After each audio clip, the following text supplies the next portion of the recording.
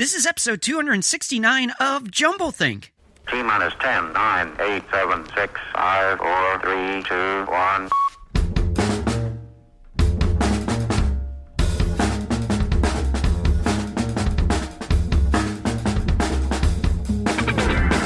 Welcome to Jumblethink, where we interview amazing entrepreneurs about their journey of turning dreams and ideas into reality. Along the way, we're going to share some tips on how you can turn your own dreams and ideas into reality too. Our guest on today's show is Rechelle Balanzat. More about Rechelle in a moment.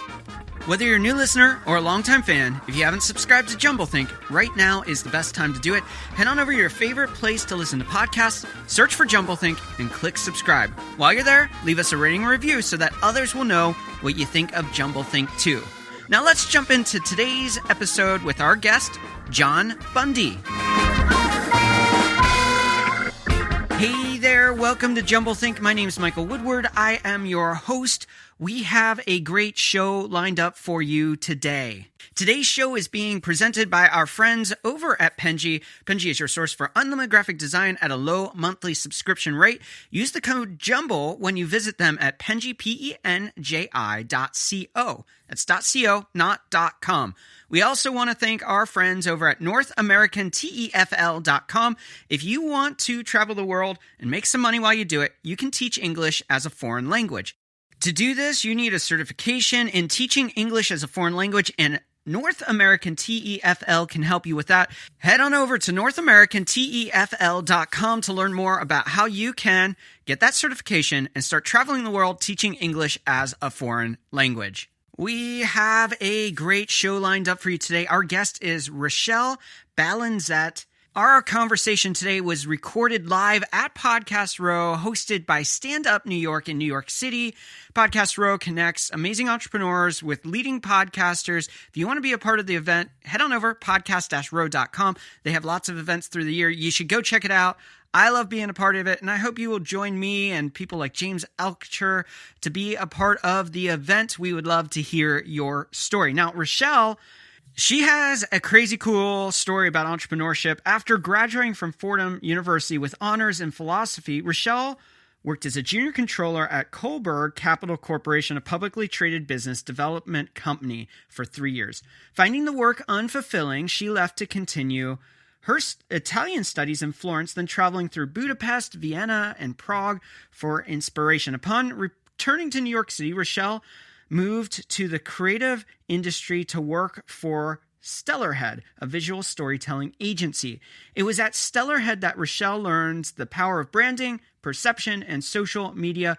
1 year later, she left to start her own boutique social media agency called Johnny Social. She signed on Stonehenge, a luxury New York City real estate developer with a portfolio estimated at $2.2 billion as her first client.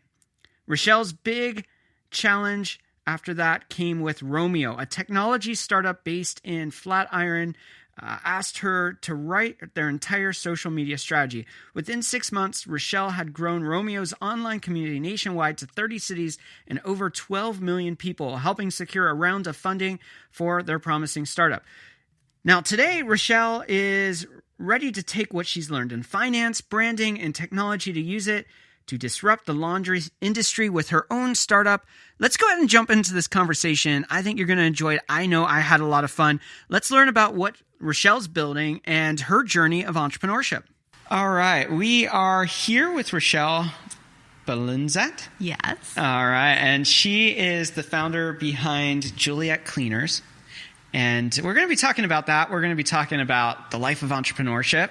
We're going to be talking about a lot of fun things. But before we get going, you are an entrepreneur.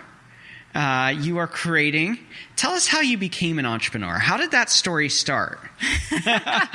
Oh, man. I feel like there's so many different ways into that story. But what I'm going to say is I saw an opportunity. Okay.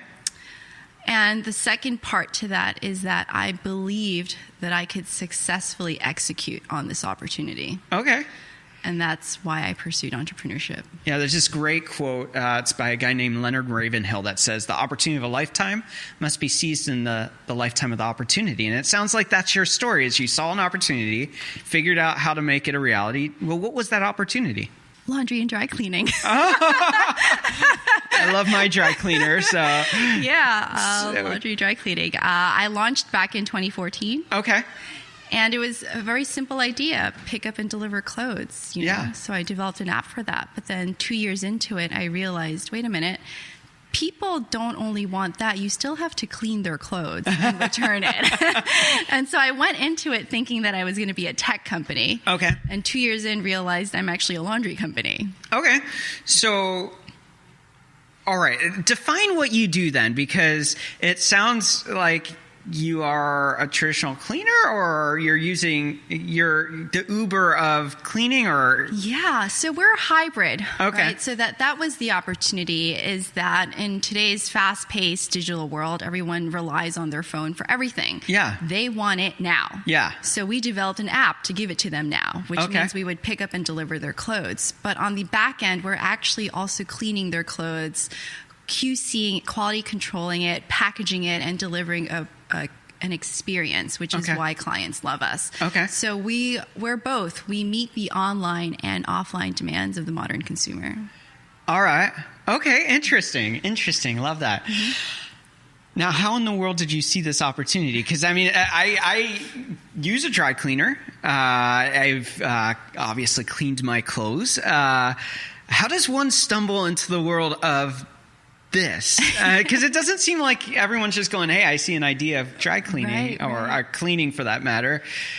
How did this opportunity come up, and how did you go, oh yeah, I want to take that? Yeah, sure. So it was back in 2012, 2013. Yeah. And I was having a problem with my own cleaners. Oh, okay. And I was always struggling with pickup and delivery. Say, will you pick up? Sure. Sometimes they'd show up, sometimes they wouldn't.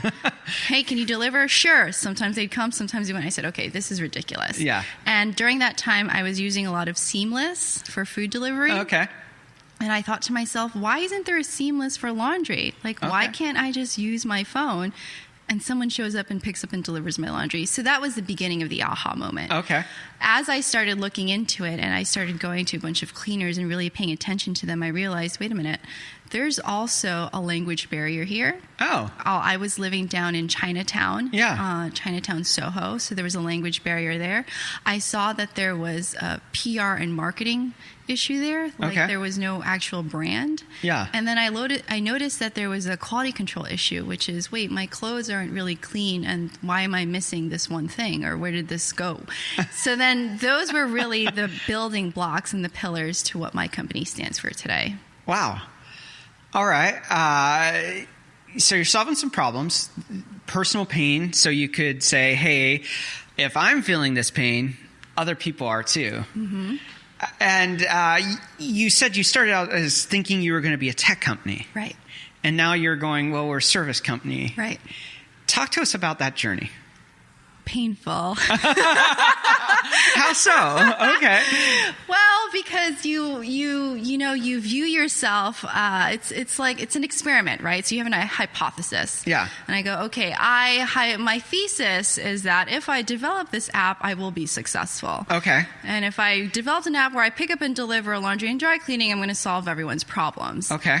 But it wasn't the real problem. That's only part of the problem. Okay. So convenience and time. People, New Yorkers, need that. Yeah.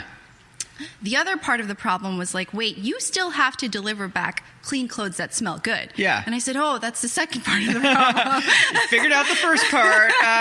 Big gap. Yeah. So then I started working out of cleaners, and that was painful because it's a lot of hard labor. Yeah. The actual picking up and cleaning, the separating of the clothes, the washing the clothes, the folding the clothes. But I realized that people will keep on coming back to you for that. Okay. The app is there. It's more like a marketing tool. Yeah. It's more of a convenience tool. Yeah. But that's not our end of the day promise. Yeah. So originally were you thinking, hey, I'm going to build this app and then partner with other cleaners, or and that didn't work out? Correct. Okay. So you said, hey, I've got to build out a second part of this business. Correct. Part one is more client relations, and part 2 is service and providing the actual service. So how does one go from, okay, I'm solving one problem, but that opens up another problem to solve the second problem? Talk to us a little bit of like the discovery of like, hey, this isn't as easy as I thought it was going to be. The tech part was simple. This part, not so much. So this is really interesting. So then I needed to learn the operations of running a facility, of running a laundromat. Yeah. So I called up a bunch of cleaners. You can download a list of all the local businesses from the New York City government site. Yeah. And I cold called everyone, and everyone hung up on me. And one guy was nice enough to take my call. Okay. And all I needed was that one yes. So I showed up at his laundromat and started stalking him. I was just like, I'm not leaving until you teach me how to do laundry. I know the basics of doing laundry, but I was there to learn the operational part of it. Yeah. And I basically forced my way into there by offering to work for him for free. Wow. So I worked him for free for about 6 months, and I learned how to operate the business. Wow. And that was really painful because it was from 7 a.m. until 8 p.m., clothes in, clothes out. I mean, it is a lot of work. Yeah. So this journey of entrepreneurship for you really has been like a living, breathing, fully encompassing lifestyle. Yeah, you have to, right? I think every entrepreneur needs to really dive into it to know what it is that they're offering at the end of the day. You can't just know one part of your business. You got to know every part of it, and then at the end of it, every part of yourself. Yeah. So now you have physical location. Yes. How are you marrying technology and service? How are you then evolving that idea from I'm going to build a service that is your Uber delivery service for clothing to actually the fullness of that? Sure. So from the client side, it's a very seamless experience because once you register, we receive your credit card information. And from the client's perspective, you're just requesting a pickup. We pick up, clean, and deliver clothes. On the back end side, so we gather email addresses. So we have email marketing. Yeah. We also understand your behavior. How often are you using us? Okay. How much are you sending in? So we understand that type of data. Yeah. And then it also increases our efficiency. So how many pounds are we washing per day? How many pieces are we dry cleaning per day, per month? And we understand seasonality, which helps us manage our staff and operations. Okay. Walk us through a customer experience. Okay. What's that look like? Okay, so you open up the app, you request a pickup. Okay. You leave the clothes with your doorman. Okay. We pick up every night between 7 to 10, and you get your clothes back tomorrow night between 7 to 10. Okay. This is 7 days a week. Wow. All right. So while you have a location, they're not going there. Do I go there? No, I mean, the customer isn't actually having to go to your location. That is correct. That is correct, yeah. Right. So the location is dual. So it's where we handle all of the clothes that come in through our app clients. Yeah. But it also functions as a traditional storefront. Okay. So we still handle foot traffic. Okay. Very cool. Love that. All right. They say, hey, pick up my stuff. You go pick it up. You return it the next day, the next night. And they're happy. Yes. And that's what we want, is happy customers. But along the way, you've learned a lot. You've shared those stories. What's the pain point now you're trying to solve? Scaling. Okay. Because you aren't just being an Uber where you have other people that provide the service and you provide the mechanism to get there. You're also actually doing the work. So to scale for you means that not only are you growing and developing that technology, but you're also then growing the capability to clean. Yeah, that from the operational perspective.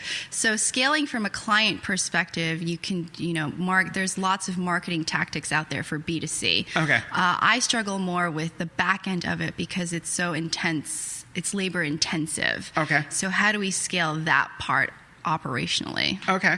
All right. Well, we're going to talk more about that in a little bit. We're wrapping up this first segment. And so the next question is, how are you finding purpose in what you do? How do I find purpose? Ooh, that's a hard one, I know. Two things. I mean, from my personal experience or from a client's experience? From whatever way you want to answer that. I think it goes back to that first question that we discussed, which is seeing an opportunity and truly believing in my capability to execute on that vision. Okay. So that is my purpose in life, I think, as I continue on this journey through humanity, is expanding myself. Okay. And growing into it. So as the business grows, so for example, the business is 5 years old now. Yeah. I have to not only grow as an entrepreneur and as a leader, but as a person, because it's requiring different parts of my character that has never developed, because I've never been in these types of pressure situations. Just like, oh my God. Yeah. So that is how I find purpose. The business itself is actually feeding me to become bigger and better. Okay. And then what's the next big goal you have? To be the category leader in New York City. Nice. Yeah. Very cool. Well, we will be right back to continue this conversation.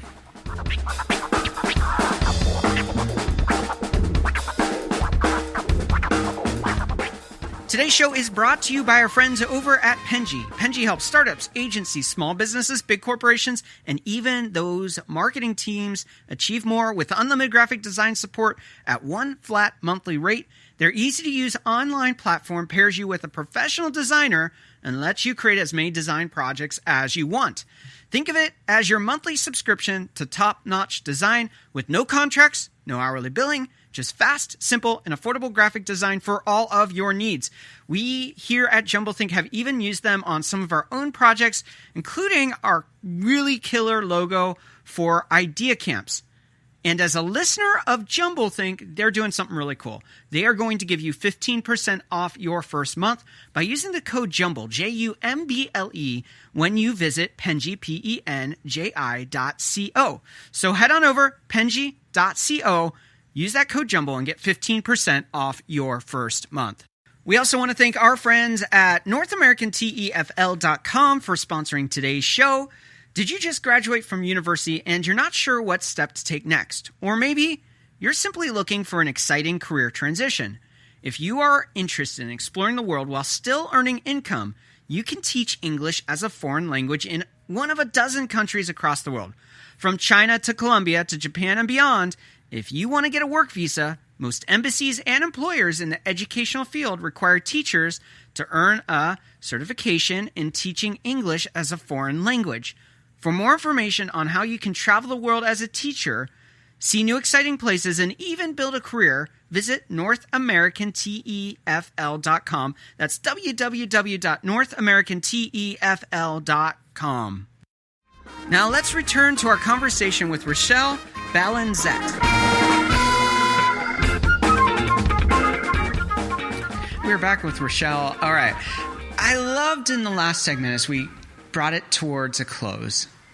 I asked the question, how are you finding purpose and what you do? And I love that your answer was like, yes, I have an idea. Yes, I'm growing a business. But what seems to feed you is that ever-evolving discovery of yourself along the way.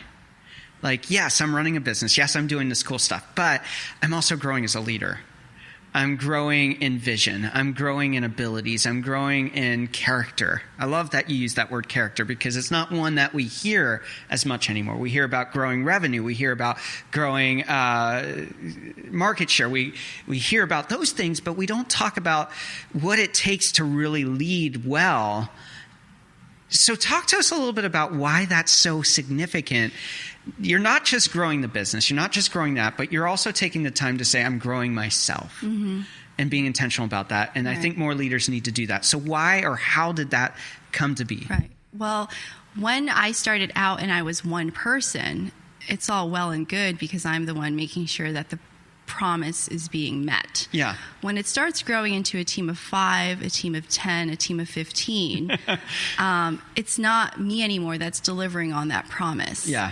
And I need to make sure that I communicate effectively what the vision is to my team so that they can deliver on that promise. Yeah. But even more so than that is that they need to be inspired to show up they need to want to do their job. Yeah. Because this is a job. Yeah. Like, it's laundry and dry cleaning, you know? It's extremely labor intensive. Yeah. And at the end of the day is actually not that inspiring. Yeah. So the goal is, how do you get a bunch of people excited around your vision? Yeah. And that comes down, you know, then it becomes human. It becomes about humanity and the relationships. Yeah. And kindness and empathy and compassion. Yeah.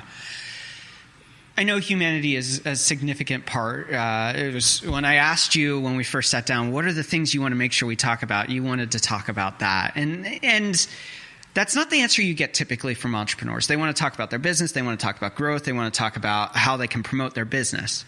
So the human story is part of your story. Why is that so valuable to you?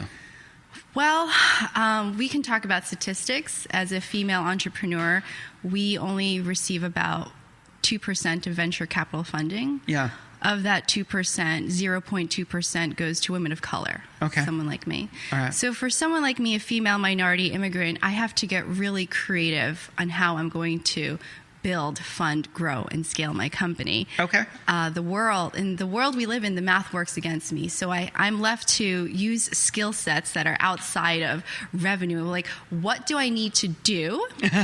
And how am I going to do it without money? Yeah.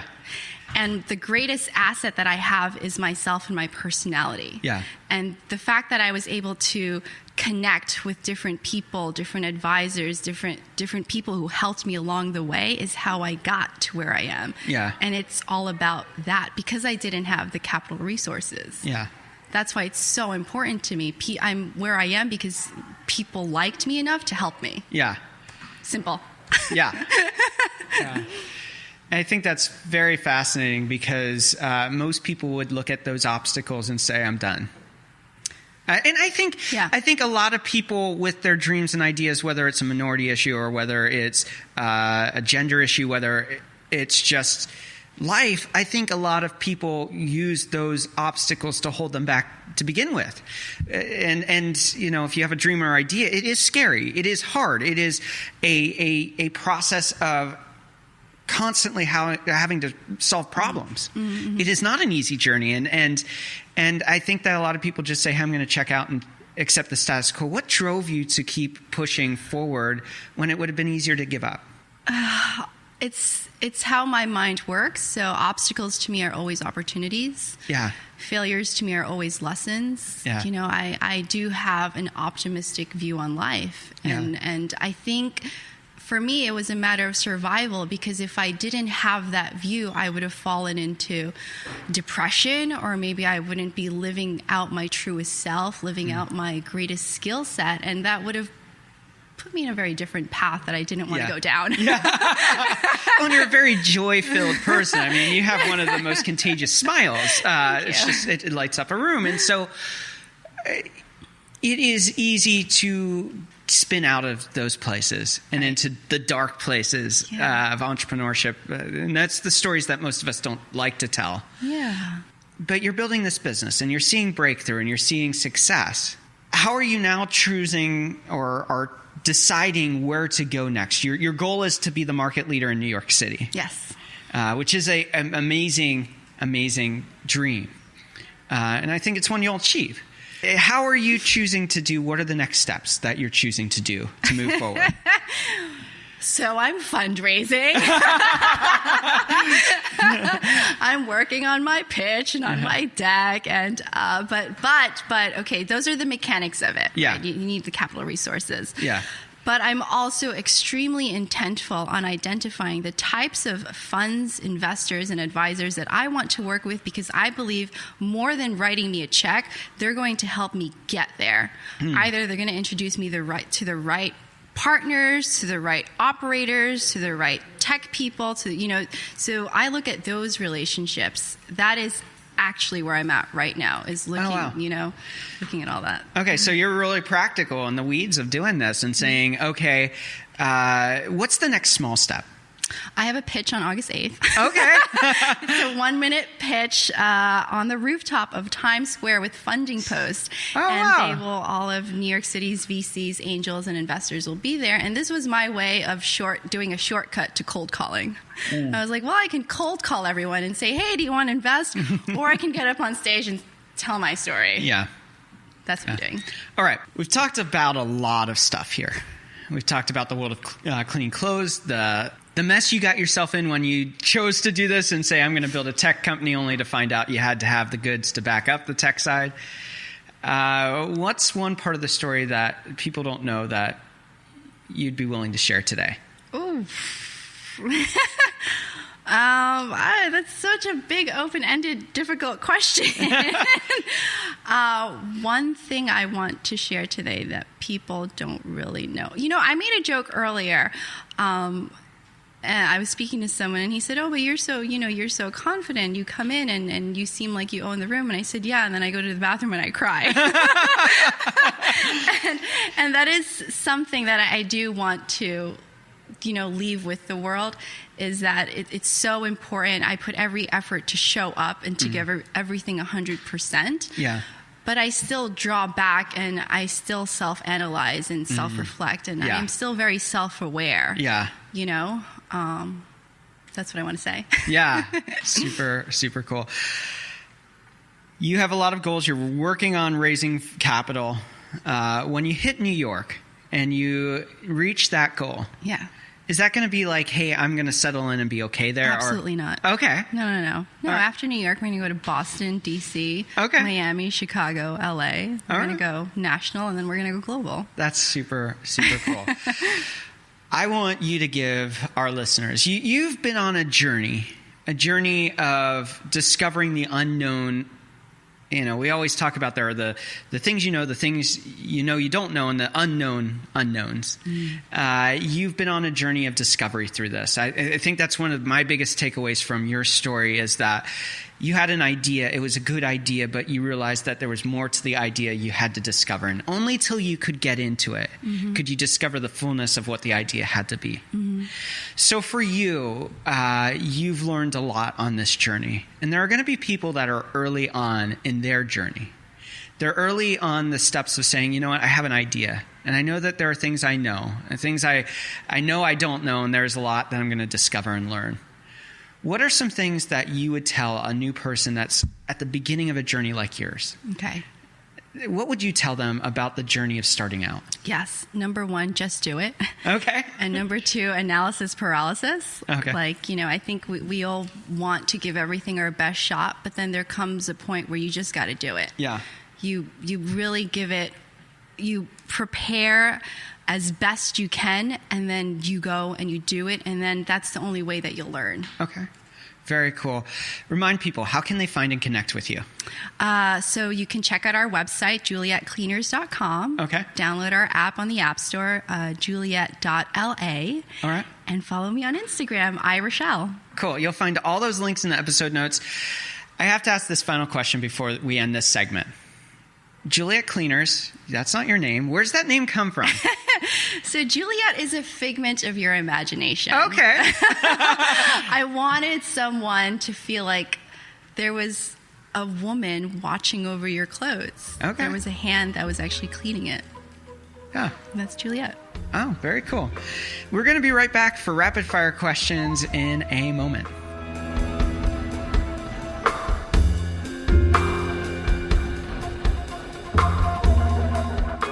Do you want to know the key to my success in entrepreneurship?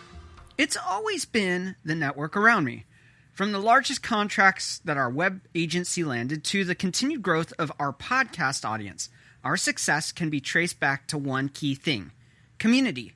The community around you will play a massive part to the level in which you can reach. Now, I'm not saying it's the only key, but for me, it's been the biggest key to unlock breakthroughs in business. Now, why am I telling you this? Because if you have a big idea, if you have amazing dreams, you need people just like you around you to help encourage you on the journey, to give you insights that they have learned along their own journey. I would love to have you be a part of our tribe, our community. And the best way to do that is to join the conversation on our social media channels. So head on over to jumblethink.com to find links to our Facebook, LinkedIn, Twitter, and Instagram pages. So let's be friends and do this journey of dreaming together. Do you want to know another secret? In the next few weeks, we are launching our online community in a new Facebook group to continue the conversation even further of dreaming big and taking those ideas and changing the world. What's even better is that this new community is completely free. So let's connect, dream big together, and change the world around us. Now it's time to jump back into today's show for rapid fire questions. Placez votre électrophone à portée de votre main. Levez seulement. We are back for rapid fire questions. Are you ready? I think so. Are you sure? I'm ready if you're ready. Okay, all right. As a child, what did you want to be when you grew up? A newscaster. Yeah? Yeah. Wanted to be on the news. Nice. What's one tip you would give someone with a big idea or dream and they don't know where to start? Do it. All right. What's one big lie about entrepreneurship you'd like to break? The rules. There are no rules. Yeah, the rules. I want to break the rules because there are no rules. Okay. What's one change you would like to see in the world? More kindness. World peace. What do you want your legacy to be? Kindness, compassion, and empathy. Okay. Where do you find inspiration? Books. Okay. What is one book you think every entrepreneur or dreamer should read? I just finished reading Good People by Anthony Chan. Okay. And he talks about goodness in leaders and in companies. Okay. How do you define success? But these questions are not rapid fire questions. These are deep thought questions. Success is a mindset. Okay. It's not an end goal. It's not something that you work towards. It's every day is a success if you choose to look at it as a success. Yeah. What is one trend you are currently excited about?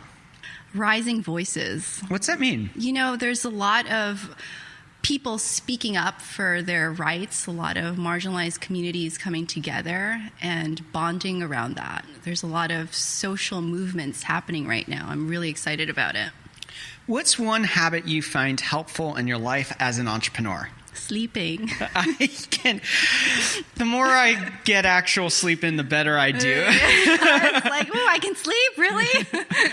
Okay, I gotta ask this. It's not on the sheet here. It's not a question I typically ask. If you're picking up laundry at 7 p.m., I know you have a team now. Originally, you obviously didn't. When did you find sleep? Not in my truck. I used to sleep in my truck. Wow. In between sessions during the day, in between meetings, I'd go back to my truck and just fall asleep in the back. Also in between pickups or like before starting a shift of pickup and delivery. Wow. I would sleep whenever I can, wherever. I fell asleep standing up. Oh my goodness. Well, I hope you're sleeping better now. Yeah, so slightly better. Okay. I have a bed. What is one thing you wish you would have known when you first started out? To not be so afraid. Okay. Yeah. If you weren't doing what you're doing today, what do you think you'd be doing? I don't know. What would I be? I have no idea. You know what? I want to pursue education. Okay. Either educating others. I'd probably be a teacher or something. All right. Yeah. And our final rapid fire question. What is one dream you're still wanting to fulfill in your own life? I want to have a villa in Italy. Okay. That is what I'm working towards today. All right. And that's what I want. Very, very cool. We always wrap with letting our guests have a final thought for our audience. So what do you want to say to them? Can I end with a quote? You can do whatever you'd like. By Mahatma Gandhi, who Okay. said, be the change you want to see in the world. Okay. So I think it goes back to one of your questions of how I want to see the world, and I said kindness. Yeah. And so I would just like to spread more kindness.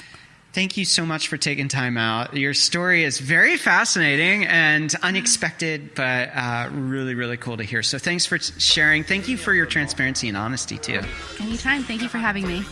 Once again, we want to thank today's guest, Rechelle Balanzat, for being on the show. We also want to thank our friends over at Podcast Row and Stand Up New York for hosting the interview. Super fun to have it there and partner with them for today's episode. We also want to thank our friends over at Penji, offering unlimited graphic design at a low monthly rate. for sponsoring today's show. We also want to thank our friends over at North American TEFL for sponsoring today's show. Go check out what they are both doing and see if they're a good fit for what you need. One of my big takeaways from today's episode is when Rechelle said this: obstacles are always opportunities and failures are always lessons. When you have big ideas and dreams, you are going to face obstacles. For many, they face the obstacle, they feel that it's too big and it cannot be overcome. They give up, they don't move forward. And for others, they may have the fear of failure. What if this doesn't work out? What if everything falls apart? Or they actually experience the failure and they give up. The reality is that obstacles and failures are teaching tools to get us to the other side of seeing our dreams and ideas become a reality.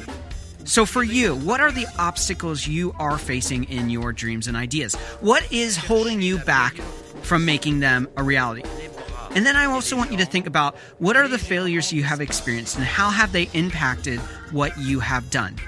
Now take that into account and come up with a plan to overcome the obstacles, even if it's a small first step. Begin the journey of overcoming that obstacle. And for failures, get back up and do it again until you come up with a solution for making that dream and idea a reality. Thanks for tuning in to today's show. I hope it's encouraged you to chase your big ideas and dreams. Now it's your turn to get out there and dream big and change the world around you.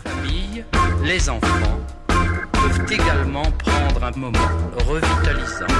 Dans quelques mois, lorsque vous aurez bien saisi la technique et que vous serez maître de votre corps, vous pourrez vous décontracter même en travaillant.